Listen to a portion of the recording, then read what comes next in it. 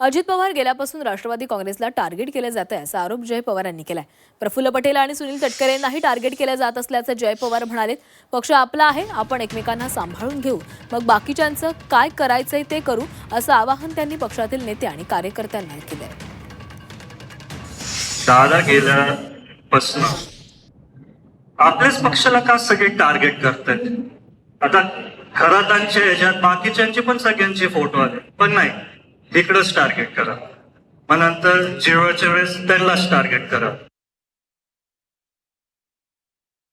पक्ष आपला पहिला आपण एकमेकांना सांभाळून घेऊ, मग बाकीच्यांचं काय करायचं आपण करू।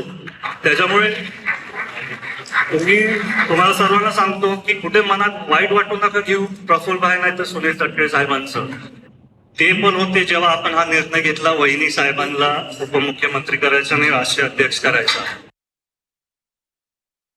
जय पवारांचं जे म्हणणं आहे तेच आमचं म्हणणं आहे की फोटो अनेकांचे आहेत, भेटलेले अनेक लोक आहेत। मग जसं जय पवारांना वाटतंय की राष्ट्रवादीच्या काही लोकांना टार्गेट केलं जातं आहे, तसं आमच्या मनात देखील ही भावना असू शकते की आमच्या नेत्यांना पण टार्गेट केलं जातं आहे। पण मी त्याचं उत्तर स्पष्ट दिलं की कोणीही कोणाला टार्गेट जरी केलं तरी माननीय एकनाथ शिंदे साहेबांची जी प्रतिमा आहे जनसामान्यातल्या जनसामान्यांमध्ये ती कुठेही बाजूला होणार नाही, कुठेही त्याला तडा जाणार नाही।